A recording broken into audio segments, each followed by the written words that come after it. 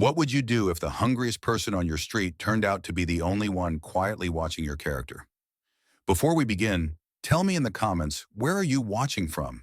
And if heartfelt, twist-filled stories are your thing, hit subscribe so you won't miss tomorrow's chapter. Southridge never tried to look pretty. The sidewalks were a mosaic of cracked concrete, the paint peeled from shuttered storefronts like old sunburn, and the only green came from stubborn weeds shouldering through the pavement. It was here in the sliver of shade thrown by a sagging jacaranda that Amara Cole unlocked the wheels on her dented food cart and whispered a ritual to herself. Feed first, worry later. At 24, Amara moved like someone who had learned to carry today without bragging about it to tomorrow. Her hands were always busy, stirring, ladling, wiping, fixing. Her clothes were plain, her hair wrapped in a navy scarf, and her smile, well, the smile made strangers trust the food before they tasted it. The cart was a patchwork of scrap plywood and careful repairs, the tin roof ticking when the wind flirted with it. A hand-painted sign leaned slightly crooked on the front. Cole's Home Plates. The menu rarely changed. Rice, stewed beans, mashed yams, and on good days a little fried plantain if oil wasn't too expensive that week. People didn't come for novelty.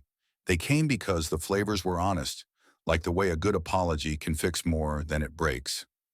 Behind the shuttered laundromat 3 blocks away, Amara rented a room with a sink that groaned more than it drained and a light that flickered when the kettle boiled.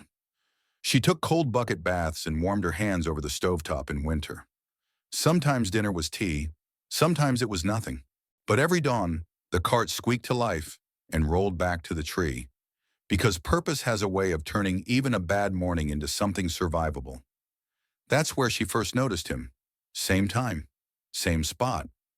A thin white man in a weathered wheelchair at the edge of the block. He never asked, never waved. He parked beneath the jacaranda and folded his hands, as if bracing against the world's noise by refusing to contribute to it. His jacket was threadbare, the cuffs dark with the kind of dirt that doesn't wash out with one good scrub. One wheel on the chair squeaked on every third turn, a tired rhythm that started to feel like a metronome for the afternoon. He kept his eyes low, as if apologizing to the air for taking up space. Southridge had names for men like him: ghost, addict, drifter, but no one offered the courtesy of a real introduction. On the second day she saw him, Amara scooped a bowl of rice, spooned beans over it until steam rose like prayer, and walked it to his side. She didn't perform kindness, she practiced it. Just set the bowl on the low plastic stool she dragged from behind her cart and said, "It's hot, careful." He looked up, startled, then steady. His eyes were a light gray blue, the color of old glass. He gave the smallest nod and ate with a dignity that made her chest feel warm and unsettled at the same time. No thank you. No reaching for more. Just acceptance, clean and quiet. After that, it became a ritual. Not every day. Some days she sold out too fast. Some days she was down to yams and pride. But as often as she had a plate left, she saved the last one for him. "Girl, your heart's gonna get you in trouble," Tara muttered from the fruit stand 2 stalls down. "What if he's playing you?" "Then I'll be the fool who fed the wrong person," Amara said, tying her scarf tighter. "I'd rather be that fool than the one who watched somebody starve."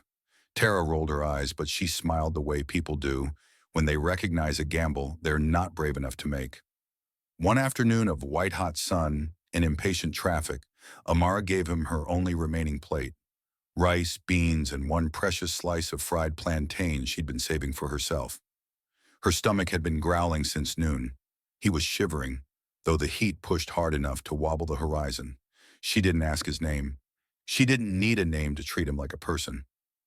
Southridge, of course, noticed. It always noticed. A delivery driver sneered, "What's she doing with him?" Teenagers recorded a 10-second video and laughed at nothing. An auntie with grocery bags said, "That one's trouble, watch." But Amara wasn't auditioning her soul for their approval. She ran a small business. She also ran a private treaty with her conscience. Feed first, worry later. That might have been the end of the story. A line of quiet afternoons, one bowl at a time, if not for the car. It pulled up to the curb 3 weeks into their ritual. Not a neighborhood car, a sleek black sedan with windows polished to a soft mirror. The driver's door opened and a man stepped out. 50s, silver hair combed back, light gray suit with the kind of fit that says someone else knows your exact measurements. He didn't approach the cart. He didn't scan the menu. He just looked across the street, past the jacaranda, to the man in the wheelchair. Amara saw something flicker in the suit's face. Recognition, grief, shame. She couldn't name it, but she knew the feel of it. A secret had just realized it wasn't alone. The suited man took one step forward, stopped as if he'd hit an invisible fence. Then, without a word, returned to the car and drove off. The whole moment lasted less than 2 minutes, but it tilted the day like a picture frame knocked askew by a slammed door. The man in the wheelchair kept eating, kept his eyes down, but his shoulders had gone rigid. His spoon hesitated in the air, then continued. Amara set a cup of water on the stool and said nothing. For the rest of the afternoon, the cart clanked, buses coughed, kids shouted. The city moved, but in Amara's chest a small drum started to beat. Who are you? Who were you? By closing time, he was gone, the stool rinsed and drying in the shade. That night, in her room behind the laundromat, the light flickered while the kettle wheezed. Amara sat on the thin mattress and tried to unknot her thoughts. She'd learned early that curiosity can be expensive. Still, the picture wouldn't leave her. Gray suit, frozen step, eyes that looked like history catching up. The next morning, the ritual moved her hands before her thoughts could catch up. Sweep the patch of concrete, set the pots over the flame, stir slow, salt later, smile always. By 11, the sidewalk hummed with familiar motion. She kept glancing at the jacaranda's shadow. No wheelchair. By 1, a tight cold had climbed into her throat. She ladled with muscle memory, forgot to add a plantain, apologized without explaining why. By closing, the stool sat untouched. The absence felt heavier than any presence. Day 2, eggs boiled, rice fluffed, stew richer than usual. No wheelchair. She wiped the counter twice, checked up and down the block, asked Mama Ruth at the fruit crates, asked Darnell from the water cooler. Nothing. The city can swallow a person without chewing. Day 3, the sky wore a gray frown, and the air clung to her skin. The cart was open, but her attention wasn't. That's when he arrived. Not the suit from the sedan, not the man from the wheelchair, but a stranger dressed like he'd been told to look respectable. Clean button down, pressed slacks, shoes that shined, dark skin like Amara, eyes that didn't loiter. He placed a brown envelope on the counter. "Can I help you?" Amara asked, startled by how steady she sounded. "Read it," he said, voice low. "Don't tell anyone you got it." Then he turned and walked away with the decisive pace of someone who'd already counted the exits. The envelope felt heavier than paper should, more meaning than mass. Inside, 1 cardstock sheet, 4 words, a time, and an address. The Aurelia Hotel, 4 Zurich. No signature, no explanation. The Aurelia wasn't for her kind of crowd. It was glass and brass and doormen who remembered last names. She'd seen it once from a bus window, a place where even the smell of the lobby probably had its own PR manager. Fear and curiosity wrestled in her chest. Curiosity won by an inch. She closed the cart early, changed into her cleanest blouse, coral, ironed flat with the heel of a pot, slipped her feet into black flats that had survived other important days, and flagged down a motorcycle taxi. The Aurelia's foyer was air-conditioned into another season. Cool, calm, perfumed with something that made her feel like she should apologize for sweating. Chandeliers threw soft light across marble that reflected the ceiling like ice. People moved like they belonged, with steps that didn't check themselves. At the front desk, the receptionist's smile landed somewhere between professional and suspicious. "May I help you?" "I have a note," Amara said, placing the card on the counter. "It said to be here at 4. "Your name?" "Amara Cole." The receptionist's eyes flicked down, then up. "One moment, Ms. Cole." She disappeared. Amara swallowed. The envelope crinkled in her hand. For a second, she considered leaving. Then a man in a black suit appeared and said, "Ms. Cole, right this way." They moved down a hallway where the carpet swallowed footsteps and modern art watched from the walls. He knocked on a dark wooden door, 2 quick taps, then opened it. "Go on in," he said. "He's expecting you." The room was wide, softened by golden late afternoon light. Tall windows leaned their brightness across a long desk. Behind it, a wheelchair, sleek, polished, expensive, faced the glass. He turned slowly. It was him, not the man with the squeaking wheel and the coat that never warmed. The same eyes but clearing, the same face but rested. No grime, no slump. A crisp white shirt, cufflinks that caught the light, a life reassembled. "Ms. Cole," he said, voice low, grateful. "Thank you for coming." Amara's hands felt too big for her arms. I've been looking for you." The words made her realize how true they were. He nodded to the chair opposite. "Please, sit." She did. "I wasn't lying when I was hungry," he began, "or when I was tired. But I wasn't exactly lost either." "Who are you?" Amara asked. She didn't raise her voice. She just let the question sit there, an honest debt. He exhaled, more release than breath. "My name is Miles Whitaker." He watched her process the name, the way someone watches a delicate object being set down where it belongs. "Years ago, people in this city said that name with too much respect. I founded Whitaker and Rowan. We built clinics, backed startups, endowed programs. I had more than enough." His mouth tilted. "Then I learned how quickly enough becomes not yours." He tapped a folder on the desk and slid it toward her. The gold letters on the cover made her blink. Cole Whitaker Foundation Articles of Incorporation. Initial endowment, council of record, her name, on legal paper that looked like it came with a future. "I didn't come to your stand as a test," he said. "I came because I couldn't stand being looked at for what I once owned. I wanted to know if anyone would see me for what I still was." "A human," Amara said.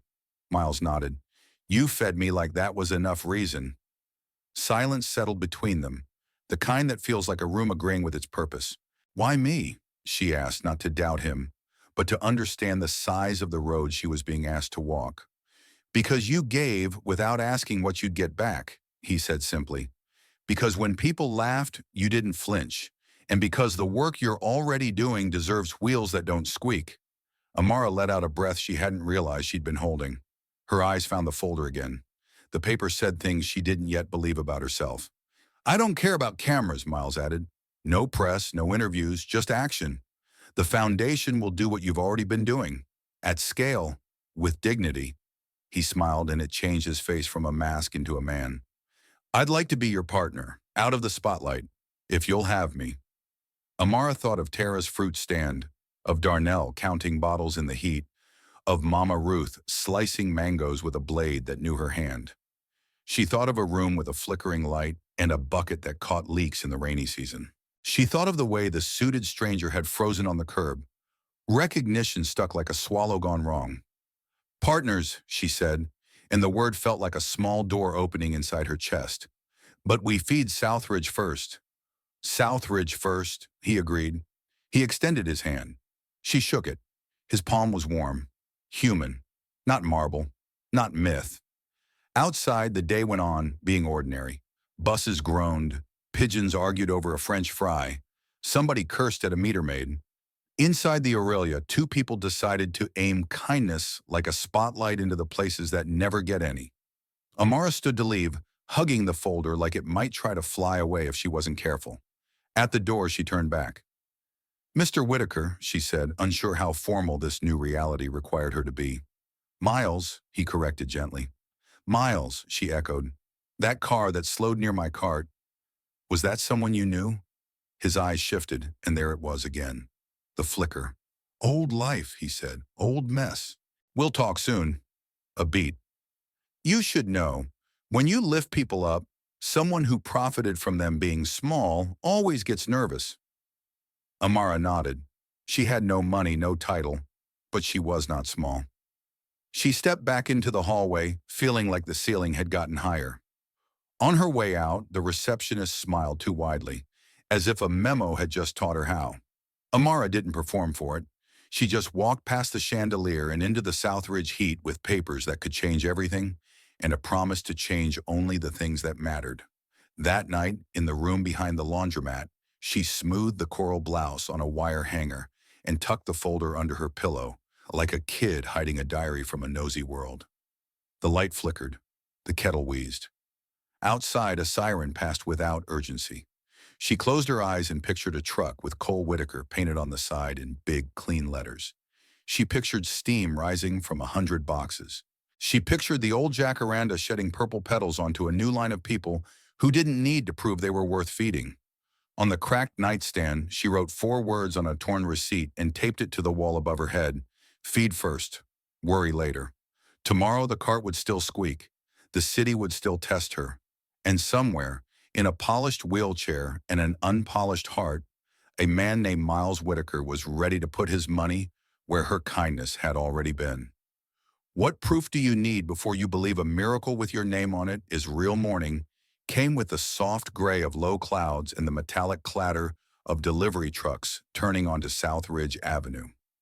Amara woke before her alarm and lay still for a moment, feeling the weight of the folder under her pillow, not heavy in pounds but heavy in possible futures. She slid it out, set it carefully on the table, and boiled water for tea. While the kettle rattled inside, she wrote a small list on the back of a receipt. Open the cart, feed the regulars, call Mama Ruth about mango prices, buy a new ladle if the handle finally gives up. Read the foundation papers again. Find a place where a truck can park without getting chased by tickets. She tucked the list into the pocket of her apron and pushed the cart toward the jacaranda. The tree was dropping purple flowers like confetti from a party only it had attended. Tara waved from her fruit stand and gave Amara the look of a friend who was ready to hear gossip. Before Tara could open her mouth, Amara leaned over the cart and spoke first. I met the man from the wheelchair, she said quietly. His name is Miles. He is not what we thought. Do not tell me he is a bad surprise, Tara said, eyebrows up, half joking, half ready to fight for her friend. He is a rich surprise, Amara said, softer now, a real one. Tara blinked. Rich as in a good day at the shop. Rich as in he used to own the kind of buildings that cast a shadow over this whole block, Amara said. He wants to start a foundation with me. He brought papers. He put my name next to his. He wants to do it without cameras. Southridge first? Tara stared, then laughed once, not because it was funny, but because disbelief needs a place to exit the body. You mean to tell me the quiet man with the squeaky wheel is a money mountain? A money mountain who eats lentils with respect, Amara said, and a partner who listens. At least that is who he says he is. The papers look real. The hotel was real. The way he said Southridge felt real.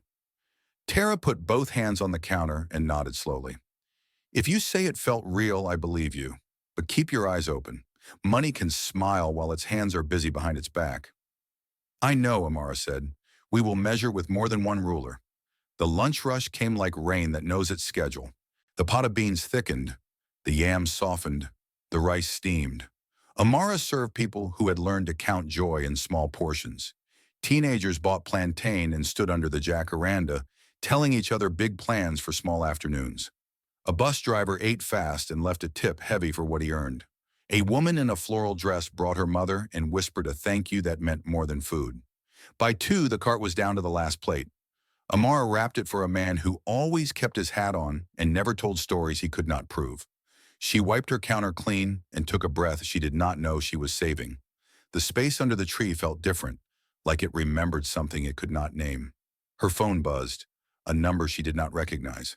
She answered with her delivery voice, calm and ready. Ms. Cole, a woman said, crisp and warm at the same time. My name is Carmen Ortiz. I am legal counsel for Mr. Whitaker. He asked me to walk you through the documents you received. I can come to you. Do you have a quiet place nearby? Amara looked at her room key in her apron pocket and at the line of people waiting at the public payphone farther down the block. The cart is my office, she said. We can talk here. Southridge is loud, but honesty travels well in noise. 15 minutes later, a woman with neat hair, a navy blazer, and comfortable shoes arrived. She was not dressed to impress strangers. She was dressed to work all day. They sat on 2 upturned crates behind the cart, the folders spread between them on a clean towel. Carmen explained the articles of incorporation, the initial endowment, the bank custodians, the board structure. She did not rush. She did not use words like gates to keep people out. Amara asked questions the way a cook checks a stew, often, with purpose. What does this line mean in plain language? Who can sign checks? How do we make sure the first money out touches the people who need it first? How do we protect the truck from fines? How do we protect the volunteers from the kind of trouble that finds people who cannot afford lawyers? How do we make sure the foundation cannot be pulled away from Southridge later if the winds change? Carmen smiled the small smile of a person who likes her work and rarely gets to do it for someone who will use it like medicine. We can create a mission lock, she said. It keeps the focus where it started. We can build a community advisory council and give it real power. Not decoration power, voting power. We can file for rapid status with the city and state. I can waive my fee for the first round, and I can recommend a bank manager who understands community work because he grew up doing it. Why are you so ready to help? Amar asked. She was grateful, but she had learned to listen for rain under a leaky roof. Because I was raised by a woman who had to ask for rides to 3 different jobs, Carmen said easily. Because a teacher fed me from her own lunch when I forgot mine. Because when I passed the bar, the first card I wrote was to that teacher. She sent it back with $5 and a note that said, "Keep feeding the future." I keep trying. They worked until the sun found a lower angle. Carmen packed the folder neatly and stood. "We can file these today," she said. "If you come with me, we can have a stamped receipt before the city offices close. I know a clerk who moves quickly when the mission is food." They closed the cart, locked the cash box, and walked 3 blocks to a municipal building with a lobby that smelled like floor polish and papers that have been waiting their whole lives to matter. The security guard eyed Amara with a look that had nothing to do with her bag and everything to do with her skin. Carmen greeted him by name and asked about his grandchild. The guard struck the stamp twice and waved them through without softness, but also without delay. In the registrar line, a man in a tailored jacket looked Amara over and asked, "Delivery on level 3.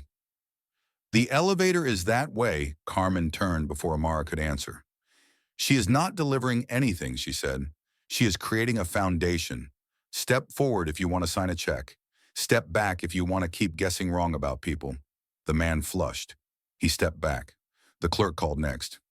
5 signatures later, Southridge had a document number and Amara had a paper that could sit under a pillow and not feel like a dream. Outside, the sky had cleared into that soft blue that forgives bad days without promising good ones. Amara thanked Carmen and walked the long way home, passing the bus stop where Tara often sang along to old songs, the market where Mama Ruth called out ripe fruit like a gospel, the corner where the jacaranda held court. She paused there and touched the rough bark with her fingertips. "I will not forget," she said to a tree that did not need her word but deserved it. The next morning began with errands. She borrowed a spare seat from the barber, who liked to talk about soccer more than hair. She wrote Southridge first on a sheet of butcher paper and taped it across the cart. She bought a wider ladle with a handle that would not bend in a full pot. She measured curb space near the clinic and traced a route for a truck that did not yet exist. At noon, a familiar black sedan rolled to the curb. The driver got out and opened the back door. The man with the silver hair stepped onto the sidewalk and looked around with the calm of someone who used to command rooms and now preferred to enter them as a guest. It was the man who had frozen that day by the jacaranda. He walked straight to the cart and spoke without preamble. "Miss Cole," he said, "my name is Rowan Pierce. We have friends in common." He tilted his head toward the east, toward the part of the city where glass reflects glass and most doors lock from a distance. He offered a business card that had too much confidence and not enough ink. "My firm manages certain funds that Mr. Whitaker once relied on. I would like a conversation." Amara did not take the card. The pot bubbled. A customer waited with cash in hand. A mother with a stroller bounced a baby who did not understand business cards or power, or the way men say conversation when they mean control. "I serve lunch at noon," Amara said. "The line is long. If you want to talk, you can get in line." Rowan smiled the smile of a man who has never stood in a line he did not invent. He placed the card on the counter anyway. "Things change quickly when reputations change," he said softly. "It would be wise to understand how quickly." Amara moved the card to the side with the corner of a clean rag, the way a nurse moves a tool she is not going to use. "If you are threatening me, Use a clearer sentence, she said. If you are warning me, say what you mean. Rowan glanced at the jacaranda and lowered his voice. Miles has enemies who feel entitled to the future he is building with you. They will not like it. They may try to freeze accounts. They may try to embarrass you into retreat. They will certainly question your right to stand next to him. He paused. I am not your enemy. I prefer order. This looks like chaos to them. It looks like a meal to me. He nodded once and left before she could answer. Tara slid over from her stand with the urgency of a friend who had been holding a comment for 5 whole minutes. I did not like his suit, she announced. It was too pleased with itself. Me neither, Amara said. She fed the next customer and let the warning settle where fear could not grow around it. She had felt eyes on her before. She knew how to keep working while someone tried to count her losses before she had a chance to win. That afternoon, Miles rolled down the block in a chair that did not squeak. He wore a short-sleeved shirt and the tired kind of happiness that comes after a day of paperwork that did not waste time. He parked next to the cart and rested his hands on his knees. They filed, he said. You are official. Bank appointments are set for tomorrow. The truck options will be at the curb by Friday. We should talk locations for distribution. A clinic lot, a school after dismissal, the shelter on 3rd, the train underpass on Webster. I want Southridge to feel the plan before it sees the logo. Rowan Pierce came by, Amara said. He delivered a riddle about power and enemies. Miles breathed out through his nose. Rowan thinks he is a locksmith for doors that should never have been locked. He will not touch you. He will try to touch me. Let him. I know how to lose a boardroom. I have learned how to win a block. Amara served him a plate and herself a smaller one. They sat on crates and ate in the shadow of the jacaranda while the street performed its afternoon play. The bus hissed inside. A man hawked fake cologne with real enthusiasm. 2 kids practiced a dance they would not remember tomorrow and did not need to. Miles ate slowly, not out of weakness now, but because he respected the food. He looked around and smiled in a way she had not seen in the hotel. When people say community, he said, they often mean crowd. This is not a crowd, this is a language. It is a language that will not translate into a press release, Amara said, so we will not try. They spent the next hour on a napkin plan that turned into a legal pad plan that would, by the end of the week, become a route schedule and a list of names to hire. A driver who used to run buses and could back a vehicle into a space the size of a promise. A cook who could stretch spices without stretching patience. A nurse from the clinic who could ride along on Wednesdays and check blood pressure and speak to people where they already were. Near closing, a boy with a skateboard stopped at the corner and watched them. He had the hungry attention of someone who learns without asking for permission. Amara handed him the last 2 plantains and pointed at his board. Show me a trick that will not break your bones, she said. He flipped the board and landed with a clack that made both of them laugh. He ate fast and thanked her without looking away, the way a shy person says you matter with a glance. After the cart was locked, Miles rolled beside her as she walked the few blocks toward her room. They spoke of small things like where to buy heavy-duty disposable containers and which parking officer hated double parking most. At the laundromat door, he paused. When we open the truck, he said, we will keep it quiet. No ribbon cutting, just work. But I would like one thing. He hesitated, then found the right words. I would like the first person we serve to be someone you choose. Amara thought of a dozen faces. The man who kept his hat on, the woman in the floral dress, and her mother who liked extra greens. Darnell, who worked too hard to drink enough water. She shook her head and smiled. The first person chooses us, she said. That is how this corner taught me to do it. He nodded. I will be where you need me. That night, Amara set the folder back under her pillow, not because she did not trust the lock on her door, but because she liked the way possibility felt under her head. She wrote a new list for morning. Order bulk rice. Ask Carmen about mission lock language. Tell the barber thank you for the spare seat. Check with the clinic about Wednesday. She added one more line at the bottom and underlined it twice. Do not let fear turn generosity into a performance. Southridge hummed through the window. Car radios. Distant laughter. A siren that sounded like it had found the right street on the first try for once. Amara closed her eyes and pictured a truck with a blue stripe and white letters that said Cole Whitaker Foundation. She pictured steam rising from boxes. She pictured the jacaranda shaking more purple onto the sidewalk, where people would line up without shame. Because food is not charity, it is culture. In another part of the city, in a living room with a view of buildings that pay for views, Rowan Pierce poured himself a drink and made a call. Yes, he said into the phone. He is still moving. He has a partner. She is loud in the way quiet people become loud when they work well. No, he will not come back. But we can make him look like a man who should. That should slow them down. He ended the call and looked at his own reflection in the window. Power likes to talk to itself, he thought. It forgets that meals are convincing in a way speeches are not. Back on Southridge, the jacaranda dropped one more pedal. Amara slept with the light finally steady. Morning would come with lists and phone calls and a city that had learned her rhythm. She would wake, and the first sentence she said would be the one that had carried her this far. Feed first, worry later. What if the door you've been waiting to walk through is just a sidewalk where people finally stop pretending they're fine? By dawn, Southridge smelled like wet concrete and the first batch of coffee from the bodega 2 corners over. Amara was already moving. She tamped the rice in the hotel pans with the back of a spoon, snapped lids tight, and checked the spice oil she'd made the night before. Garlic, paprika, a whisper of smoked chili to wake the yams. On her tiny table, a handwritten route was clipped under a magnet. Clinic lot, train underpass on Webster, 3rd Street shelter, school number 14 after dismissal. At the bottom, she'd written in thick marker, Southridge first. At 8, the truck arrived. It wasn't glossy, no chrome, just a square-shouldered body painted a soft sky blue with white block letters. Cole Whitaker Outreach.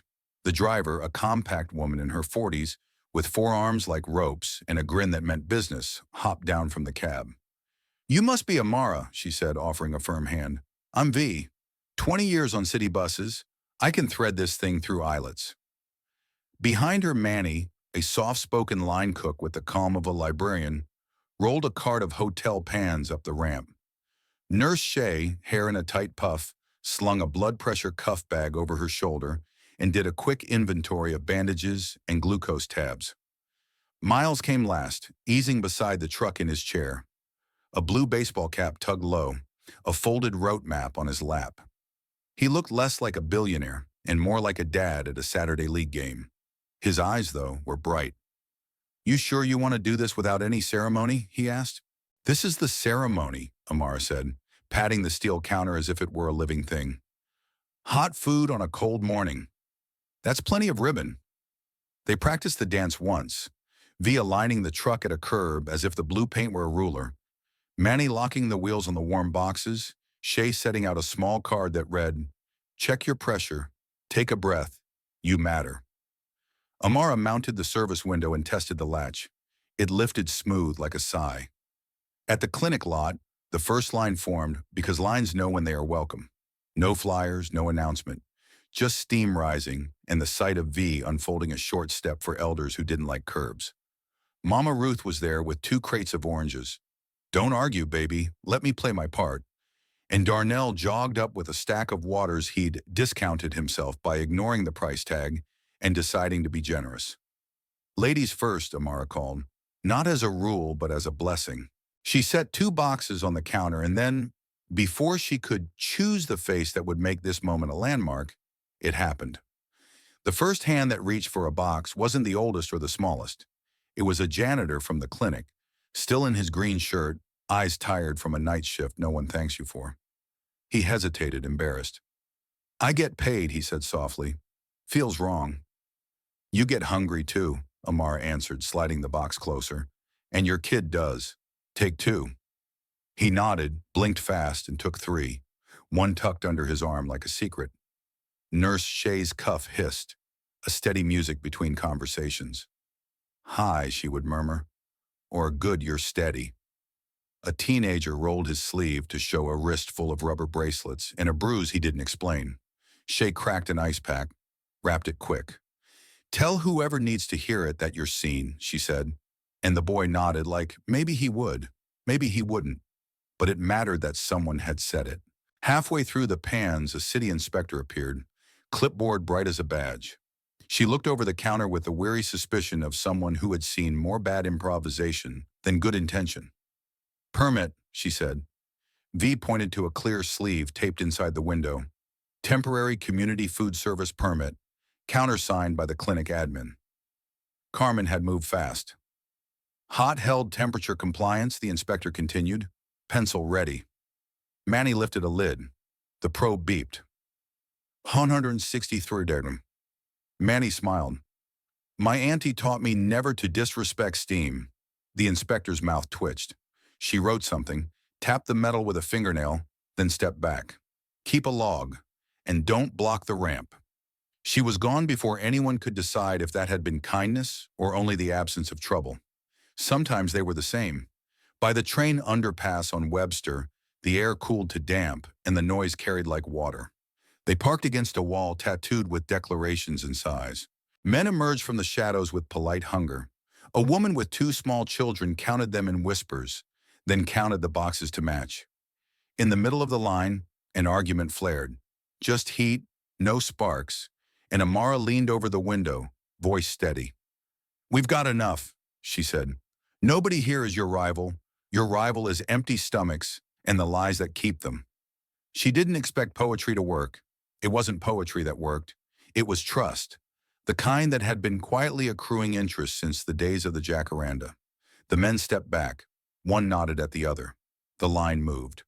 At the 3rd Street shelter, the director, Mr. Ellison, stood in the doorway like a lighthouse that had seen storms and still chose to be a light. He shook Miles's hand with both of his. "Heard you were a roomer," Ellison said. "Good to see you're a man." "Just a man," Miles said. "Rumor has better shoes." As they served, a reporter sidled near, trying to become smaller than her own notebook. She had the look of someone sent to find a story and tripping over a purpose instead. "Can we talk?" she asked. Amara wiped her hands on a towel. "We can eat," she said, handing the reporter a box. "Talk after." The reporter blinked, surprised into honesty. She accepted the food, sat on the curb, and listened. By the time she stood, the quotes she'd intended to extract had softened into something that might nourish readers instead of feeding clicks. School number 14 after dismissal was a flutter of backpacks and stories about math and monsters on the playground. A teacher with ink on her fingers shepherded a dozen small chaos machines into something that looked like order. A boy whose shoelaces had given up hope altogether stared long at the cornbread. "Can I have 2?" he asked. "You can have 2 if you tie those laces," Amara bargained, leaning on the counter like an aunt. He bent, tongue out with concentration, failed twice, nailed it on the third, and walked away carrying his triumph in one hand and a second piece of cornbread in the other. By sunset, the pans rang hollow, and the logbook showed numbers that looked like a beginning. V eased the truck into a legal spot that had no right to be both available and perfect. Manny stacked empties with the neatness of prayer. Shay tossed the last glove, flexed her fingers, and jotted a list. More lancets, extra kid-size cuffs, sunscreen. "We need a community advisory," Amara said, sitting on the bumper with Miles. "Not a photo panel, a real one. Mama Ruth, Ellison, Darnell, the clinic janitor if he'll have us, Ms. Alvarez from the school. They should vote on routes and budget. If we get this wrong, they'll know first." "Do it," Miles said. Then he angled his chair so he could look at her without turning his whole body. "Rowan will push back when he sees community control in the bylaws," he warned gently. "He can push," she said. "We'll anchor." He smiled at the word. They rolled the day back into the truck like fishermen folding nets. When the engine finally ticked cool and quiet in front of the laundromat, Southridge's evening had settled in. Radios competing, laughter skipping across the stoops, the jacaranda shaking purple like it had learned applause. Amara carried the logbook upstairs and set it on the little table beside the folder. Her hands smelled like cumin and bleach. She washed, made tea, and dialed Tara. "Spill," Tara said, skipping hello. Was it beautiful or was it chaos? "Or both," Amara said, and told her about the janitor, the inspector, the underpass argument that softened with a sentence. The reporter who ate before she asked. "You're built for this," Tara said. But get rest or I'll climb up there and tuck you in like you're my niece. They laughed the kind of laugh that sneaks out when adrenaline finally loosens its grip. The next morning dropped 3 pebbles into the smooth pond they were trying to make. The first pebble arrived as email from Carmen. Temporary freeze notice filed by Pearson Lawton on Legacy Whitaker accounts, pending review of charitable intent deviations. Carmen's note below was short and surgical. Don't panic. We expected this. Your accounts are separate and clean. I'm filing the counter. Lunch? The second pebble came as a post on a neighborhood forum with more opinions than facts. Did you know that new food truck is for influencers? These people always filming poor folks for clout. Somebody check permits. The photo attached showed a hand passing a box, but not the face attached to the hand, not the care attached to the face. The third pebble walked in on 2 polished shoes. Rowan Pierce, on the sidewalk by the jacaranda, not a hair out of place. We filed an inquiry, he said, as if delivering gardenias. Purely routine. Donors deserve clarity. The food is hot by noon, Amara replied, arranging lids without looking up. Routine is not the same as necessary. Rowan's smile did not reach the muscles that matter. If Miles would simply return to something like the past, we could all be spared this friction. If Miles returns to something like the past will consider itself an invitation, Amara said. We're not redecorating the boardroom. We're feeding people. Rowan's eyes sharpened. And when the feeding ends, what then? Then we keep feeding, she said, stepping to the window as the first elder of the day approached, cane tapping rhythm on concrete. Excuse me, she told Rowan, and meant it in the most final way available. He left a minute later, thwarted by the stunning indifference of a line being fed. By afternoon, Carmen slid onto a crate behind the truck with a folder and a sandwich she'd clearly forgotten to eat at lunchtime. Her hair was a little wild, the good kind of wild that says a lawyer sprinted for the right thing and made it. We're fine, she said, unrolling a printed motion like a magician. We pre-walled your accounts. The freeze is for funds that could roll downhill toward you, but my berms hold. Also, I talked to the reporter from yesterday. She's running a piece that names community control in the first paragraph, which will make any freeze look like punishment for good governance. It's hard to keep a grip when your other hand is slapping a neighborhood. Amara took a long breath she hadn't realized she'd been holding. Thank you. Don't thank me, Carmen said, eyes going soft, then bright again. Thank the aunties who taught me to carry 2 bags and a point. They all laughed, and the laughter tasted like relief. At Webster, a man stood apart from the line, hands shoved deep into a jacket too warm for the day. His beard was new, but his posture was old, a stiffness in the neck like he'd slept on a bus and couldn't shake the seat from his bones. Amara stared, heart speeding for a reason she couldn't name. Then he turned and memory assembled itself. Miles, she called quietly. He looked, then froze, then softened all at once. The man walking toward them was Wes Rowan, the other half of the old firm name. Not a brother, not a friend, not an enemy anymore maybe, but not yet forgiven by anyone who liked clean ledgers. Wes stopped 2 paces from the truck. He didn't look at the food. He looked at Miles. 100 things moved behind his eyes and decided to wait their turns. I came to see if the rumors were true, Wes said finally. Which ones, Miles asked, voice level. That you learned how to be a person when the room stopped clapping, Wes answered. He glanced at the line, then at Amara. That you chose the right teacher. Amara didn't smile. She didn't frown. She handed him a box. For now, she said. He took it like it was heavier than it was.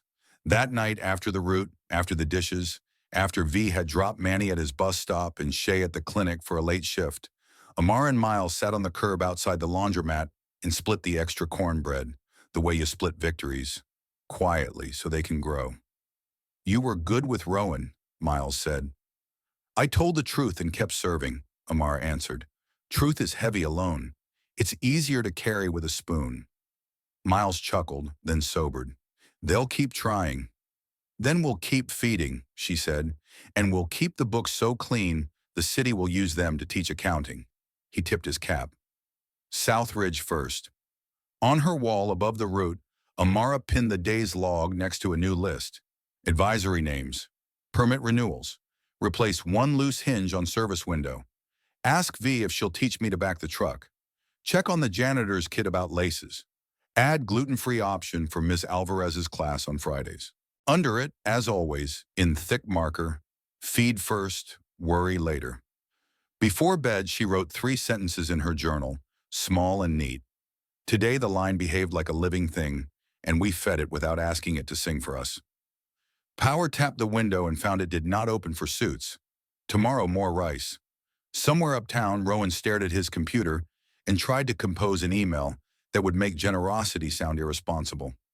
Down on Southridge, the jacaranda dropped its last petal of the day, and a boy with freshly tied laces practiced not falling. What do you hold on to when the story the world tells about you isn't the one you're living? The morning after West took a box, for now, Southridge wore the pale gold of a day that might behave. Amara read the sky like cooks read steam and wrote a short prayer in the margin of her route sheet anyway. Keep the line kind. Keep the pots honest. Keep the noise outside the window from becoming the noise inside my head. She tucked the paper into her apron and stepped into the rhythm that had become a vow. V rolled up 5 minutes early with the truck humming like a satisfied cat. Manny carried in the first hotel pans as if they were infants. Shay ran through her inventory with the precision of a pre-flight check. Cuffs, lancets, extra bandages, spare stethoscope, a dozen granola bars for folks who would swear they weren't hungry until their hands shook. Miles came last, cap low, smile quiet, eyes taking attendance of the street like a principal who knows everybody's favorite excuse and loves them anyway. He checked the service window hinge Amara had circled on yesterday's list, tightened it, tested it twice. Good, he said. This window is our promise. It needs to feel certain. They launched. Clinic lot, smooth. The janitor waved, kids' laces tied, 2 boxes accepted with a nod that landed like applause. Underpass on Webster, steady. Manny's spice oil lifted moods. A woman with a bad morning found a better noon. Amara handed out food and gave out the sentence she'd been practicing for the past week. Eat first, opinions later. Whenever conversation tried to harden into argument. 3rd Street Shelter, Mr. Ellison signed their logbook with a flourish that belonged on diplomas. He pulled Amara aside at the door. Word is your story will be in the Chronicle tomorrow, he said. Reporter called me for a quote. I told her your rice is honest and your book's cleaner than a preacher's living room on Sunday. She laughed, then stopped laughing like she understood it wasn't a joke. Amara felt the tremor behind her ribs that comes when attention walks up before you decide to invite it. Let her come, she said. We'll hand her a box before we hand her a sentence. Ellison grinned. That's your whole thesis, isn't it? School number 14, dismissal rush, chaos with purpose, until a ripple moved through the line like wind threading tall grass. Phones rose. Not the usual neighborhood phones curious for a small video to post without malice. These phones were mounted to gimbals, ring lights clipped to cases, microphones like tiny flags. 2 men with neat beards and tight smiles stepped into the street just beyond V's careful cone. Good afternoon, Southridge, one sang toward his lens. We're here with the controversial new charity truck that some folks say is a front for influence and fraud. Stop, said V, firm without volume. She pointed to the laminated placard taped inside the window next to the permit. No filming of clients. Please respect dignity and privacy. Her finger tapped the line below. If you want a story, ask for soup first. The men didn't look at the sign. They looked at the view counts in their heads. The taller one lifted his arm higher for a wide shot. We're just showing the truth, folks. Smile if you want the world to see who you really are. The line did not smile. It stiffened, not out of shame, but because hunger has an agreement with dignity that spectators rarely honor. A woman in a floral dress turned her mother's chair away from the lens. The teenager with the bracelets tucked his bruised wrist into his sleeve. A 2nd-grade teacher planted herself like a traffic cone in front of 3 kids who suddenly remembered they had math homework. Amara leaned out of the window and set a box on the counter, the steam making its own arguments. Eat first, she said to the line. Then to the cameramen, we aren't props. It's a public sidewalk, the taller one replied. We can film anything we like. Carmen arrived like she'd been summoned by the scent of trouble. She held up a folded city ordinance she had printed the night she wrote Mission Lock into the bylaws. Public sidewalk doesn't mean public faces, she said. If you publish the image of someone receiving aid without their consent, you'll enjoy an immediate restraining order and a lawsuit that treats your ad revenue like a pantry we're inventorying. Lower the phones or I'll make a call you don't want me to enjoy. The shorter one hesitated. The taller one scoffed the way people do when they're not sure the stunt is worth the consequence. Behind them, Mr. Ellison walked out from the shelter with two of his volunteers, who, without moving a muscle in anger, looked like calm outcomes to bad decisions. The gimbals fell an inch. The ring lights dimmed. The men backed up, still talking to their viewers, but now from far enough away that the line exhaled. A boy from yesterday, shoelaces still obedient, stepped to the window and whispered, "Ms. Amara, can I have the cornbread that looks like a triangle?" She smiled, broke a corner, and passed it to him like a secret. "Triangle is a powerful shape," she said. "Stay strong under weight." He nodded as if memorizing a geometry fact for later life. They served through the camera's retreat and into the easier light of evening. When the last box left the counter, Manny reached for the bleach bucket, V checked the mirrors, Shay recorded the day's numbers, and Amara wrote a small sign for tomorrow beside no filming of clients. "If you came for spectacle, you're already full. Please make room for those who came for food." The Chronicle piece dropped online at dawn. The headline, "Southridge feeds itself. Inside a no spotlight, kitchen on wheels." The first paragraph did exactly what Carmen said it would. Named the advisory council, listed the open books, put Ellison's line about a preacher's living room in italics, and described Nurse Shay's pressure station in the kind of sentences that make readers unclench their hands. Miles read it at the laundromat with his first cup of coffee. He tapped the screen, then looked at Amara. "You okay with your name being this loud?" "My name can be loud," she said. "My people will keep the room quiet." By 9, the post with the gimbal's video hit the neighborhood forum anyway. Cut tight, captions juiced. "Is the billionaire back? Who's the woman with him? Follow for part 2. A comment below. "I heard she's on payroll to make him look good." Another. "Saw them filming people. Disgusting." A third. "They fed my uncle and told him no cameras. Stop lying." Amara felt that old shake in her shoulder, the one that showed up when she had to carry weight without waking the fear that always tried to help. She breathed into it.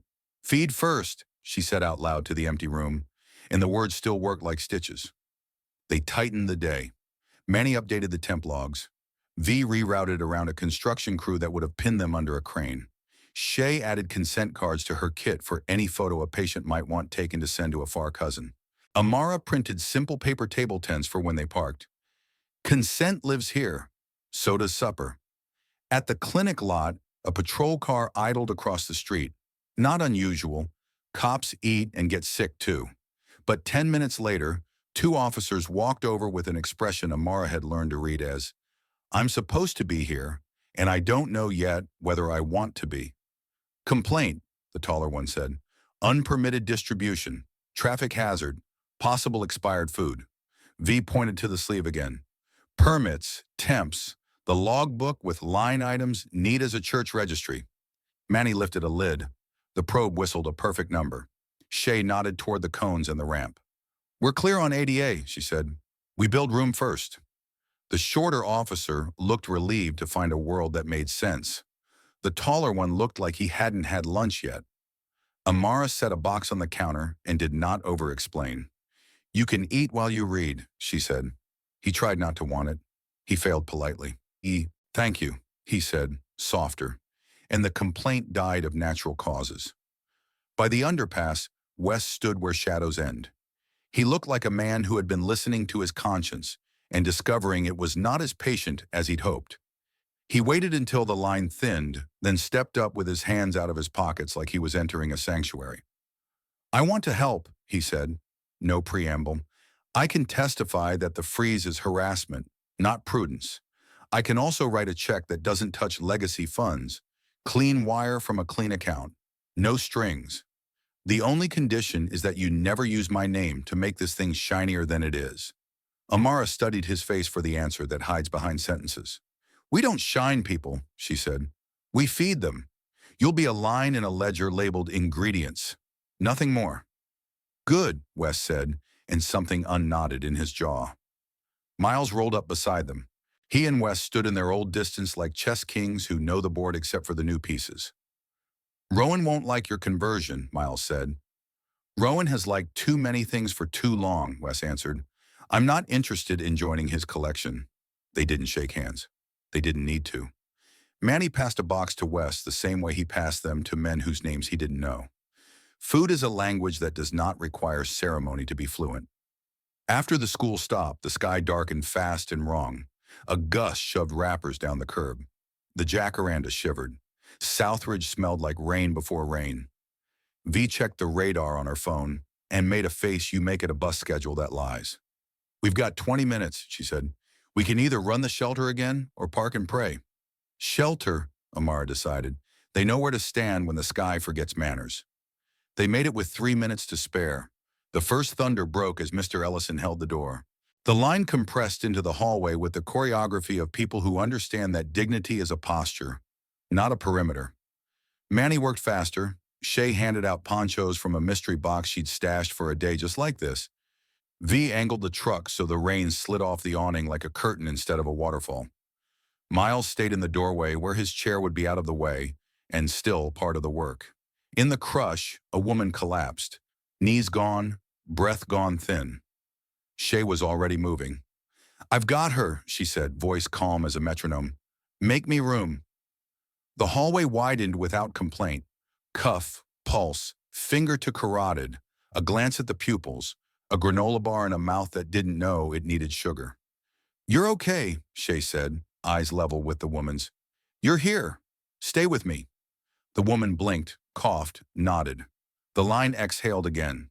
The storm hammered for 20 minutes, like a tantrum that had been waiting for a stage. When it finally broke apart, Southridge looked freshly rinsed. The light had that fragile quality late sun gets when it has to tiptoe around puddles. As they packed, the reporter from the Chronicle returned, drenched, hair furious with the sky. She held up her notebook in surrender. I brought an editor, she said, gesturing to a woman behind her whose shoes were wrong for rain, but whose eyes were right for honesty. She needs to see what I wrote wasn't sentimental.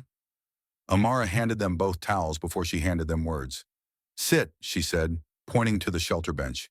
Eat. If you still need a quote after cornbread, I'll be over there labeling lids. The editor laughed, then stopped as if the laugh had embarrassed her. She ate.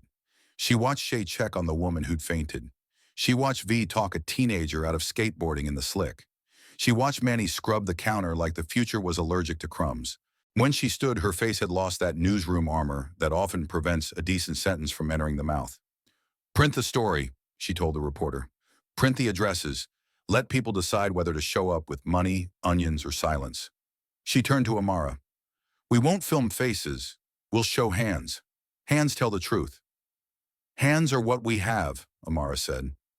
2 blocks away, on a balcony with a view designed to make people forget they once lived without views, Rowan read the Chronicle piece and scowled into a glass the color of good decisions ignored. He typed 3 emails and deleted 4. He stared at a draft press release that made generosity sound like a hostile takeover. He closed his laptop and called a man whose voice always arrived smiling. Time to move the narrative, Rowan said. Already moving it, the voice answered. But the comments are not behaving. People like being fed. Find a story about misuse, Rowan said. Any story. People distrust clean rooms. Sprinkle dust. They'll do the rest. He hung up and looked at his reflection long enough to watch his face consider honesty and decide it was a weekend hobby. Back at the laundromat, Miles and Amara counted lids. It wasn't necessary. It was meditation. The door chime rang and Tara burst in, soaked, holding a soggy stack of flyers. Look, she said, slapping one on the table. It was a cheap printout, all caps, bad font. Who profits from poverty? Below, a photo snagged from the Gimbal Men's video. Cropped to show a hand passing a box and a ring light in the corner, as if the light were the point. Amara picked it up, read it twice, then passed it to Miles. We won't chase this, she said. We'll outlast it. How? Tara asked, lightning still in her voice. By making rumors boring, Amara said.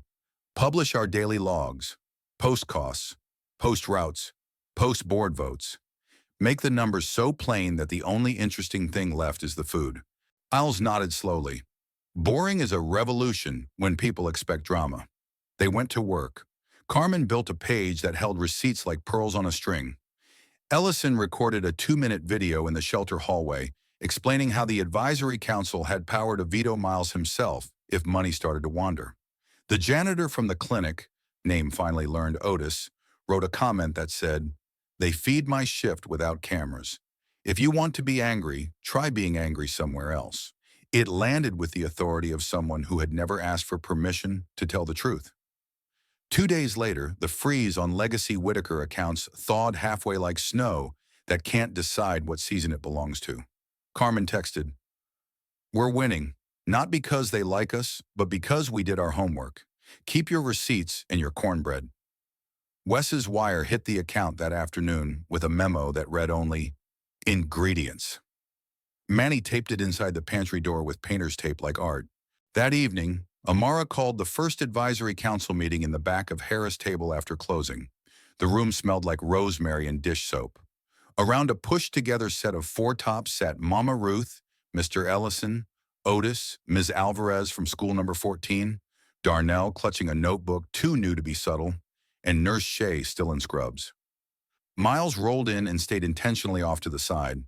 Carmen set a stack of bylaws on the table and then sat in the cheap chair like everyone else. Amara opened with the sentence she'd been saving.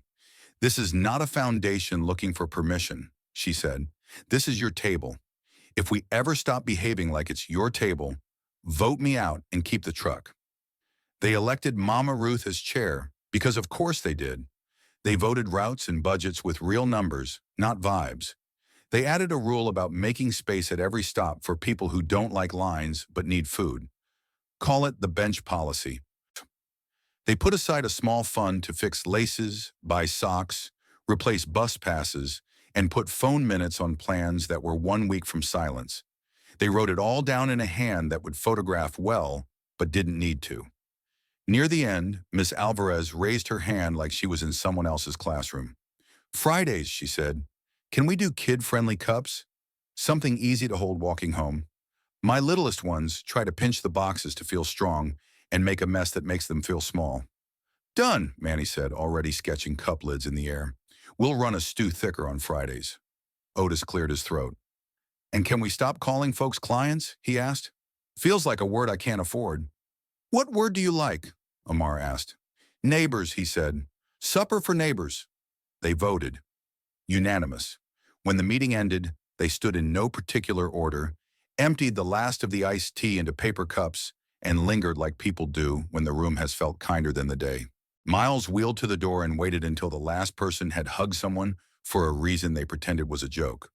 On the sidewalk, the jacaranda dropped a late petal onto Amara's shoe. She bent, picked it up, and pressed it into the pages of her logbook like the day deserved a bookmark. Tara looped her arm through Amara's. "You look tired," she said. "I look fed," Amara answered. They walked toward the laundromat in a quiet that didn't need to be filled. Behind them, Harris Table's sign flicked off with a soft click. Across the street, a man taped another cheap flyer to a pole, and then, seeing the advisory leaving, seeing the truck parked lawful, seeing people who'd been fed walking home without telling anyone a camera owed them a witness, peeled the flyer down and folded it into his pocket instead. Before sleep, Amara wrote 6 lines in her journal. The Chronicle told the truth and did not tell too much. A storm arrived and we kept our promise dry. Power tried to film hunger and got bored. We made our numbers loud and our work quiet. The first advisory met and called me neighbor. Tomorrow, more rice, fewer rumors. She taped the advisory roster to the wall next to the route map and added a new sentence under the old commandment. Feed first, worry later. Tell the truth, then serve seconds. What if the most radical thing you can publish is a spreadsheet with nothing to hide sunlight angled across Southridge, like a promise that might keep itself? Amara woke to the click of her kettle and the whisper of paper as she slid the latest logbook page out from under a chipped mug. She copied yesterday's numbers into Carmen's clean template. Portions served, temperatures recorded, route times, glove counts, blood pressures checked, minutes spent at each stop. She uploaded the PDF to the new page Carmen had built the night they decided to make rumor boring. The link had a name that looked like a dare. Receipts. On the sidewalk, the jacaranda had sprinkled purple like confetti on the chalk V had drawn for the kids who hated lines but loved shapes. Manny arrived carrying a tray of Friday cups, a thicker stew formulated after Ms. Alvarez explained what little hands can hold. Shay tucked a stack of consent cards beside the cuff and marked the day's date at the top of her notes. Miles rolled up and tested the service window hinge, then the latch, then the cone placement. He touched the truck like a pianist touches the keys before a performance that belongs to the room. Before they launched, Amara taped 2 new table tents inside the service window. The first read, "Tell us if you have allergies." The second read, "If you have an opinion, carry a box while you share it." She had learned criticism walks slower with weight in its hands. Clinic Lot ran like a song they knew by heart. Otis made a point of coming first to return the empties he'd washed in the clinic sink. He set them down like he was returning a favor instead of a dish. "You all need anything?" he asked. "Tape." "We're low," V answered. He smiled and left with the look of a man who knew exactly where to find a roll the size of a drum. At Webster, a new face hovered at the edge. A woman in a hospital bracelet whose eyes tracked every move like she was studying for a test she hadn't signed up to take. Shay saw her while she pretended not to be seen. She approached like a cousin, not a clinician. "I've got time," she said. "We can talk with words or not talk with numbers." The woman pointed at the cuff and nodded. "Numbers first, words later." 3rd Street Shelter carried a kind of reverence that day, a hush even before prayer, like the building itself had decided to respect the work. Mr. Ellison walked the line handing out ponchos against a sky that was merely thinking out loud.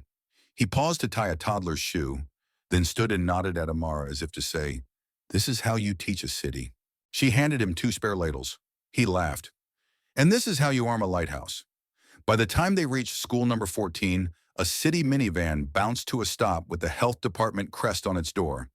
2 inspectors stepped out. Not the woman from day one, but a man with a mustache like a punctuation mark and a younger colleague whose face said she was still deciding whether to love or fear her job. The mustache cleared his throat. "We've had multiple complaints," he announced.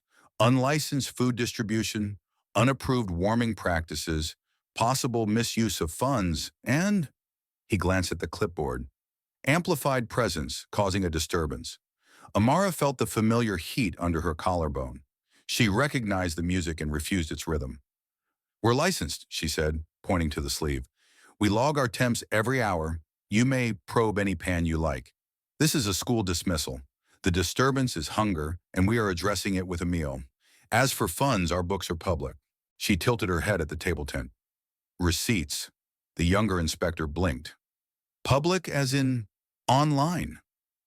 "Yes," Carmen said, appearing so quietly it felt like she had learned teleportation from aunties who worked the DMV. She held out a folder. "Also hard copies because printers are older than the internet, and the city respects elders." The mustache tried not to be impressed. He failed politely. "Probe," he ordered. Manny lifted lids. The thermometer sang the high notes of compliance. The younger inspector looked relieved and then, surprising herself, smiled. "If you ever need a second set of hands," she said under her breath, "my shift ends at 4.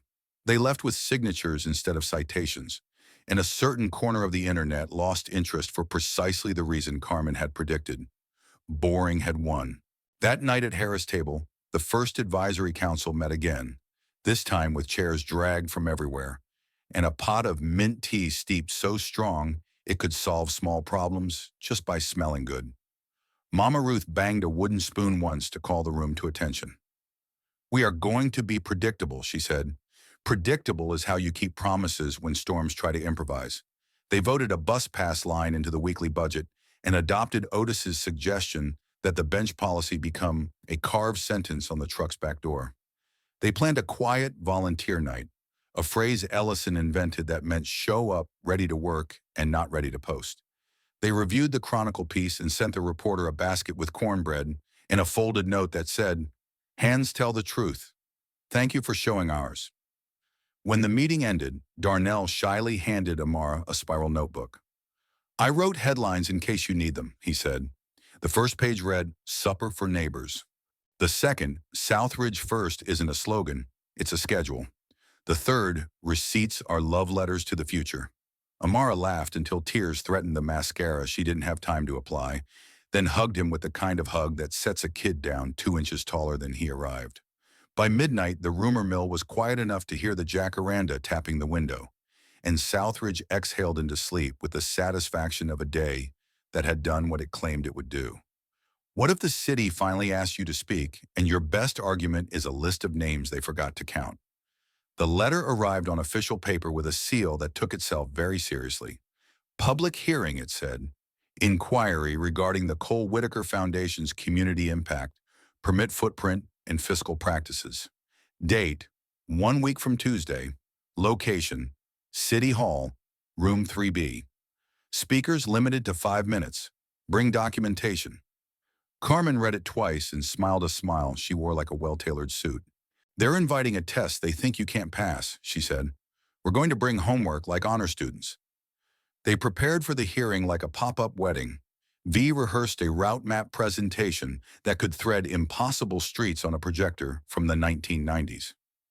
Manny printed menu cards and ingredient lists with allergens, marked in bold.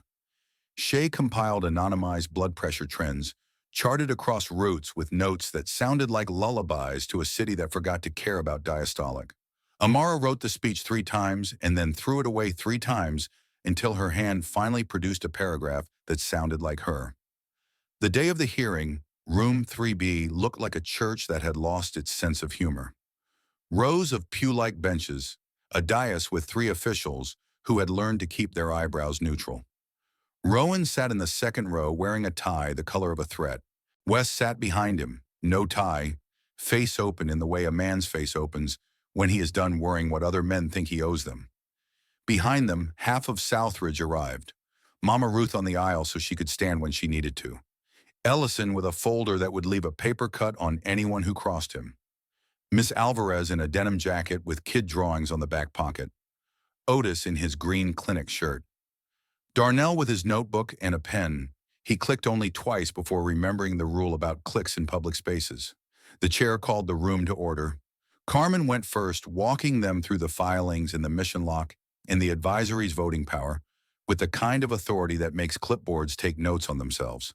The chair's eyebrows drifted upward by 1 millimeter, which in government body language meant "oh." V ran the route map and the cone placements. Manny held up a sample box and recited ingredients like a poem you could eat. Shay spoke numbers dressed in human sentences. We caught 22 high blood pressures in the last month at the underpass. 9 people agreed to follow up at the clinic when we offered rides. 3 returned with medication bottles and pride. That's not a statistic. That's a neighborhood choosing to live longer. Rowan rose with a smile fixed to his face like a glued-on crown. He delivered a speech that sounded like concern, but held itself like a cage. Transparency is admirable, he said, but we must consider whether rewarding unregulated distribution encourages dependency. Also, is it wise to place a significant philanthropic apparatus in the hands of someone without a financial background? Someone in the back coughed the word breakfast into their elbow like a warning shot. The chair glared. Silence returned. Amara rose last. She did not carry papers. She carried names. She named Otis and the janitor's night shift, Ms. Alvarez's second graders in their hands, the clinic parking lot at dawn, when being fed can feel like permission to breathe. The woman from the hospital bracelet who came back yesterday and asked Shay about a blood sugar that had scared her less once the granola bar did its work. She named the shoelaces boy whose triangle of cornbread had become a ritual. She named the quiet elders who waited on the bench policy because lines make them dizzy and needing help had embarrassed them long enough. Then she said the only sentence that could not be argued with because it was not a claim, it was a practice. We feed first. We publish receipts. If you want a scandal, check the spices. We do run a dependency program. We want the city to depend on each other. A sound moved through the room like fabric being smoothed. The chair leaned into the microphone. The city thanks you for your service, Ms. Cole. The permits stand. The advisory council is noted for the record as a model. And Mr. Pierce, he turned his head slightly. The city would appreciate it if your firm's inquiries stopped arriving with rumors attached to them. It confuses the file. Rowan's jaw did not clench. It froze. The difference was small but made of ego. Outside, the steps of City Hall filled with people who didn't need a podium to know what had just happened. Mama Ruth hugged Amara so hard the jacaranda would have clapped if it had hands.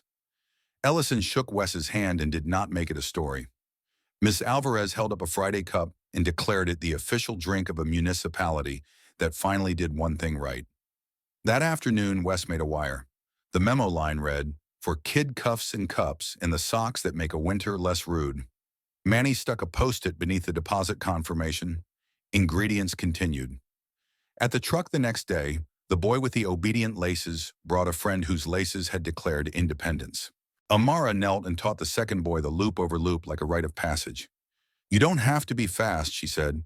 "You just have to be sure." He tightened the final pull with a concentration that made time itself slow to watch. As the line moved, Miles paused at the service window. He looked like he had something to say and had decided not to carry it any longer.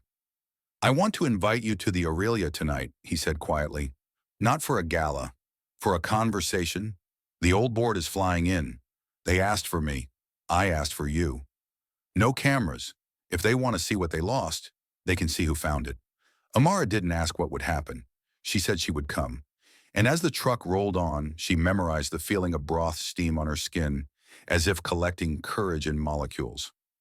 What if the room that once made you small needs you to walk in already full? The Aurelia's lobby did its chandelier thing while pretending it wasn't performing.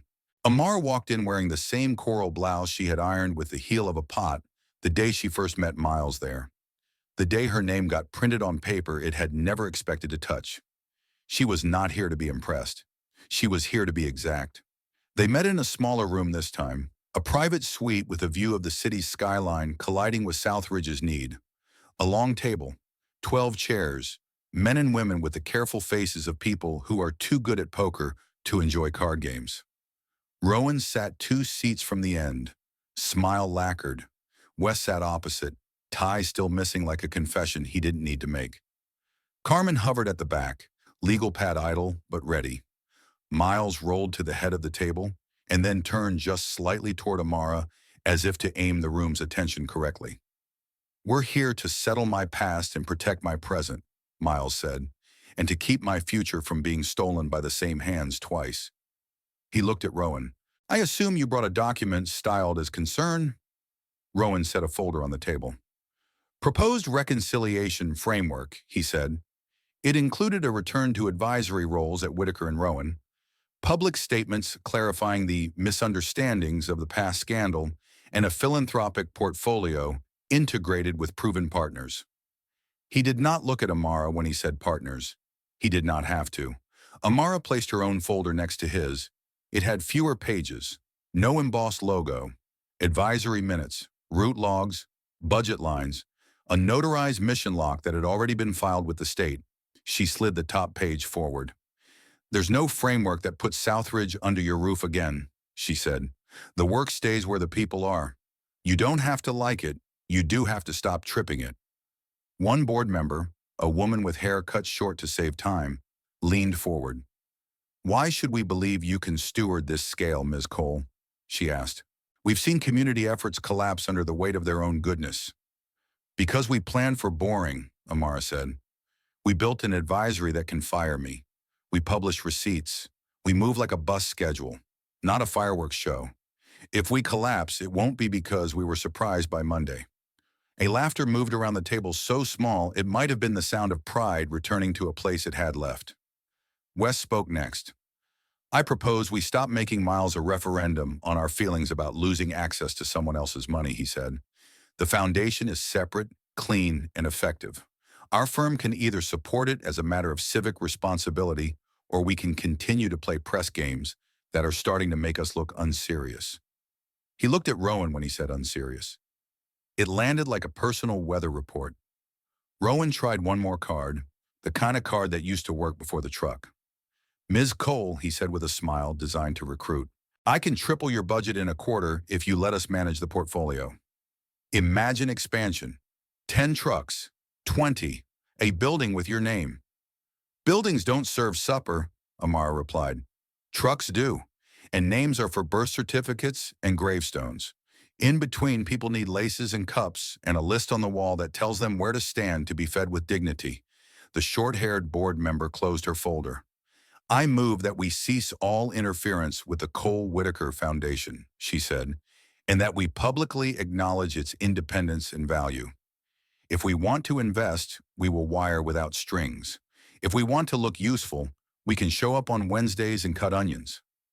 Second, Wes said. Opposed, Rowan said, his voice less smooth now. But it was one voice. The motion carried. It was not a victory song. It was a door closing softly on a hallway that had never been safe. After the meeting, in the hallway, Rowan stopped Amara. He had lost something he wasn't ready to admit had been slid out of his hands.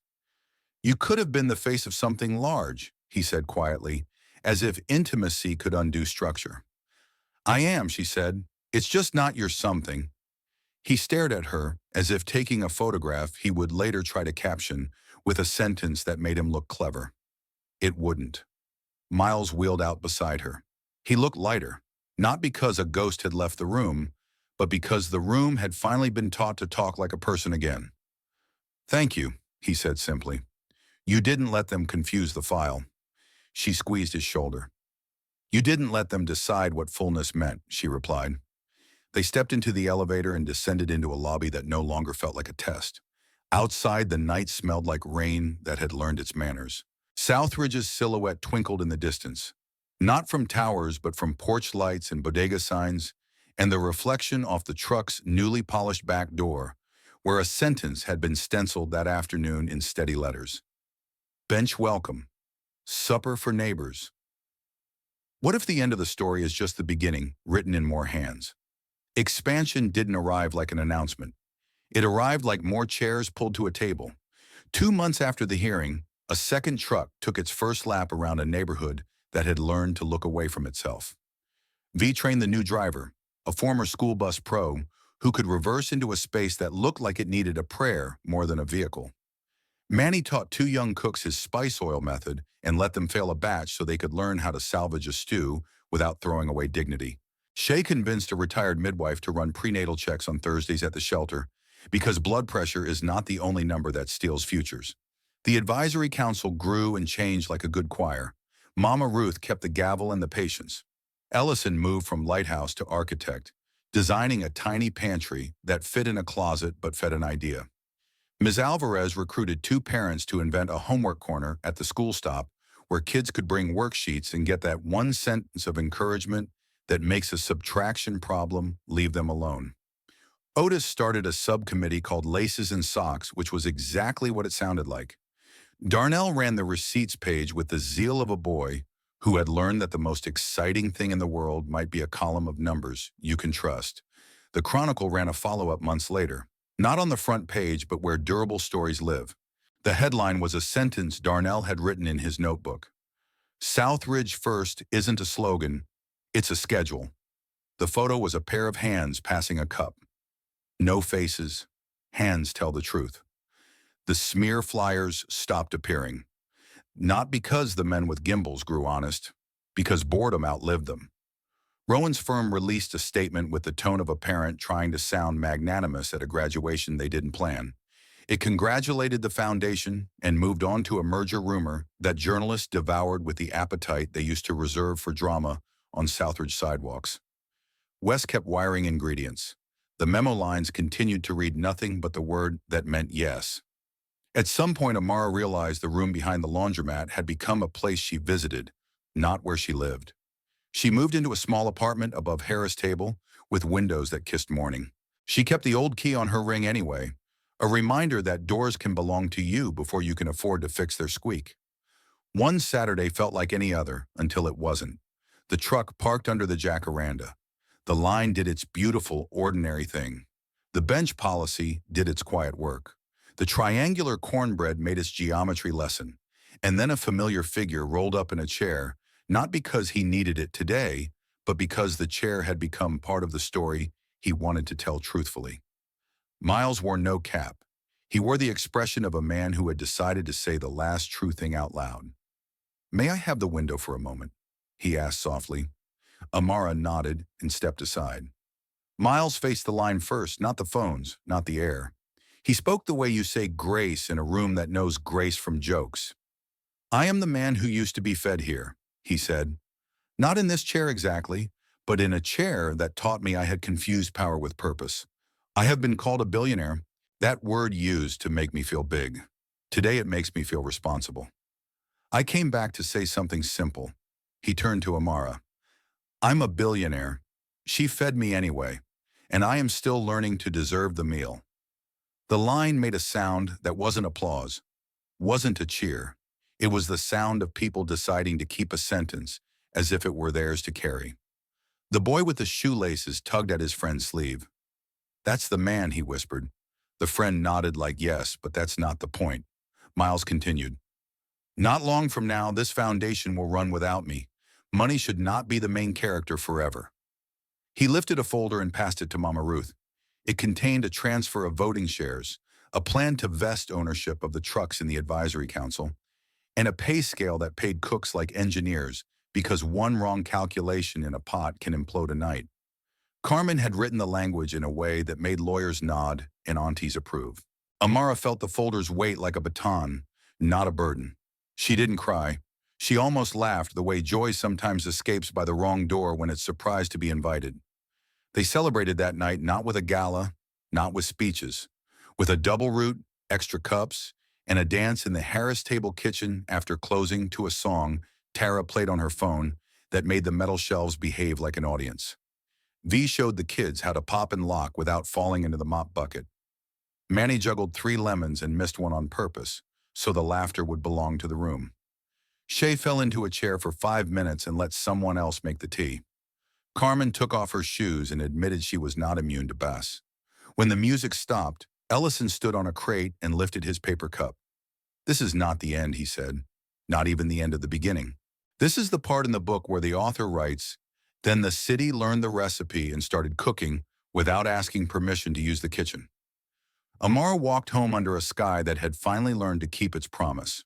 She climbed the stairs to the apartment above Harris' table and set the folder on a small table that used to hold her rent worry and now held a plant that did not mind if she forgot to water it once in a while. She opened her journal and wrote the last lines of this chapter. "We taught boring to be holy. We taught receipts to sing. We taught a city to bring its own spoon." She closed the book and taped a new sentence to the wall beneath the old two. "Feed first, worry later. Tell the truth, then serve seconds. Leave the door open and the recipe on the fridge. Before we close, tell me where you're watching from. If this story put a small heat in your chest, subscribe so I can bring you the next one tomorrow. And if you do nothing else today, tie a kid's laces, carry a box while you talk, and make one roomer bored enough to starve." The jacaranda, pleased with itself, dropped a single purple petal on the truck's roof. Somewhere a boy practiced a knot. Somewhere a woman with a hospital bracelet slept through the night because numbers had finally stopped shouting. Somewhere a man who once measured his worth in commas learned that his richest sentence was, "I'm a billionaire, and she fed me anyway." And somewhere at a cart that had become a truck, that had become a schedule, that had become a city's habit, supper for neighbors continued, not as charity, but as culture.